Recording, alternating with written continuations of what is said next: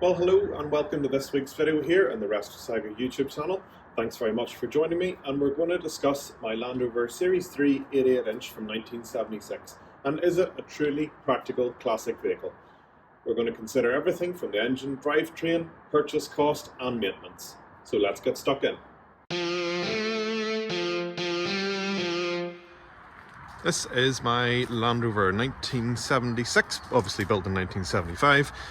Series 3 88-inch diesel. Now that diesel bit is the first bit we're going to talk about, and that is obviously the engine. So let's pop the hood or open the bonnet depending on what side of the Atlantic you live on and have a look under there. So under the bonnet is this mighty beast of an engine. It is the 2.25 litre straight inline 4, normally aspirated, as in no turbocharger, diesel engine. So obviously engine block in here, air intake, fuel filter at the back, distributor pump here, battery, and very simple mechanicals. Downsides of this engine in terms of practicality: it is really noisy. At normal road speeds, 50-60 miles an hour, it is not possible to maintain a conversation in there. And that's even with an overdrive and significant amounts of sound deadening. It is really noisy. Now, I've driven the petrol as well. It's not exactly refined, but it would be quieter than this. So you have the choice of two engines in the Series 3. I suppose there's also the 2.6 inline 6 or the V8, depending on how much you want to stretch the definition of a Series 3. So there's lots to be thought about there, but if you're thinking diesel, it is slow and it is noisy. But I really like the engine. It's original to this vehicle. It gives me no bother. It's super easy to maintain, in that the only things to change are the fuel filter and the oil filter and the oil, and that is about it. There's oil in here to change, and occasionally you check the clearances on the valve and adjust the timing on the pump, and that is really about it.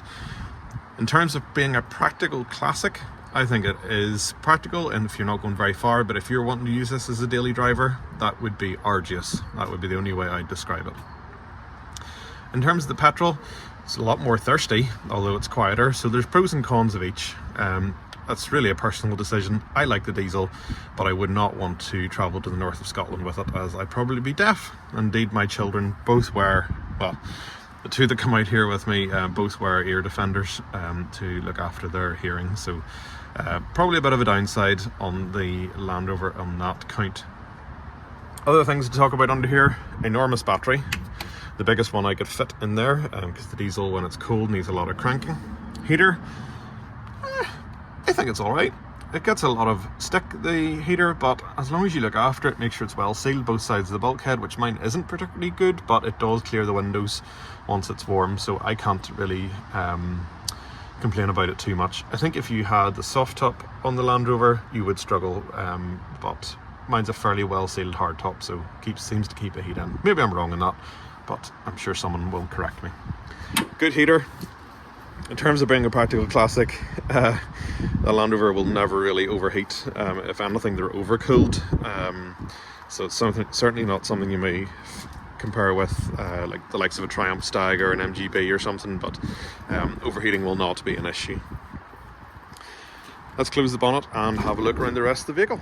Is it practical in terms of purchase cost? Well, when I started doing this Land Rover up about 14 or 15 years ago, parts prices were a lot lower, purchase prices were a lot lower, and they were really very affordable. Since the Land Rover has become a fashion item, these and other classic Land Rovers have really rocketed up in price. But the Series 3 has always been on the cheaper end compared to the Series 1s and 2s. The Series 1s, obviously being the first, they've obviously been around longer and therefore are worth more, especially the 80 inches. Series 2 looks more like a traditional Land Rover with this more central headlights and no headlights in the wing. They have also fetched higher prices, and then the Series 3 have been sort of the poorer third cousin, and always been a bit cheaper. But I really like the look of the Series 3. It's still a proper classic Land Rover, but it benefits from what I'm about to talk about next, and that is the gearbox. The Series 3 benefits from a fully synchromesh gearbox, so synchromesh on all four gears. And in an effort to make this a more practical classic, I have fitted a ferry overdrive. Now, there are Roamer drives out there are Toro overdrives, The Ferry gets a bad deal for reliability, noise and so on.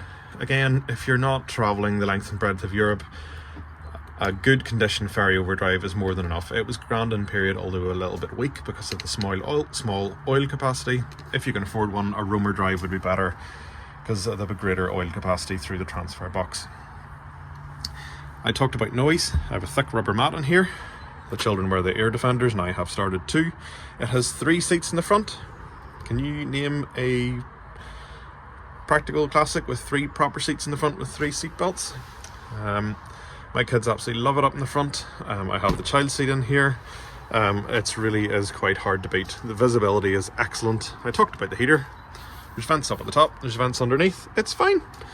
As long as your engine's up to temperature and it's well sealed, I haven't had an issue. Wipers are also pretty good.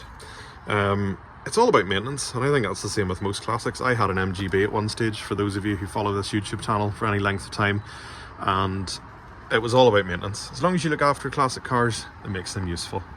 Let's have a look in the back and look at more practicality aspects. If you're the sort of person who likes to use their classic for camping or trips, well, the Land Rover is really going to be hard to beat. Mine is not a station wagon, it's the hardtop of the utility version, so I have loads of room in the back. Now, fitting bicycles in is difficult, but it's got a tow bar and you could mount a bicycle carrier on that. I have an extra 2 seats in the back. I could fit another 2 here if I wanted. I have had camping gear in here. I have had, you name it, bricks, paving slabs, bits and pieces from the garden. It's great for the dump run because you're still allowed into the public tip. It couldn't get much better, and that's not counting the ability to put a massive roof rack on top and tow a trailer. So in terms of practicality, load bearing capacity, moving stuff around, you will struggle to beat a Land Rover. Maybe obviously the 109 will be a bit better, but storing that, parking it, and the enormous turn circle count against it compared to the 88-inch. So yeah, practicality and space, you're going to struggle. Maybe estate vehicle, Morris Traveller, something like that. Yeah, equivalent, but for good dirty stuff, if you're moving livestock, dogs, people, go on, be a Land Rover. I dare you. Taking a look in the cabin then, these are your controls.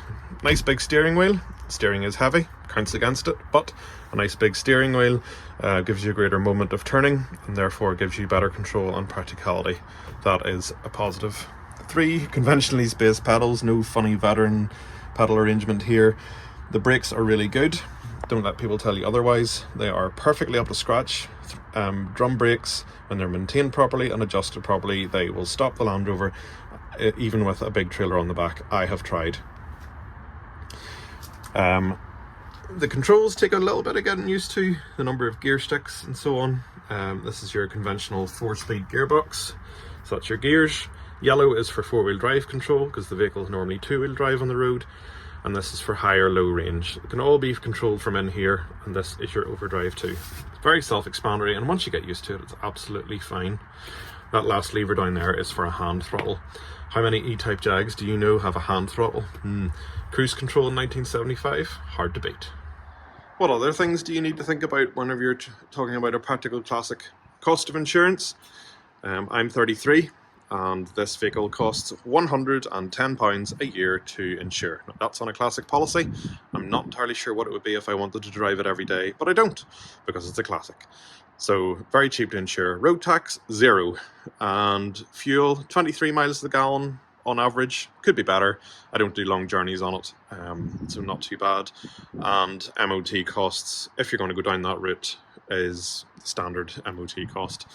Parts are still not at the price of Jaguars and Ferraris, but they have got more expensive of recent years. But in terms of being practical, still very much within reach of the normal person.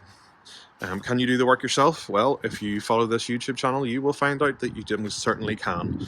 I'm not a mechanic. My daily job couldn't be much further from being a mechanic, but I have done all the work on this by myself.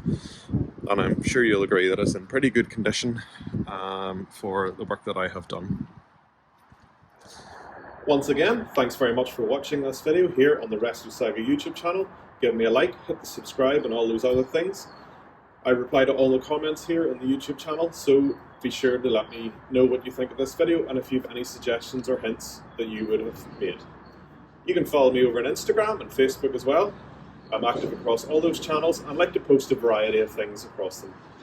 So thanks for watching me, and I'll catch you again next week. Cheerio!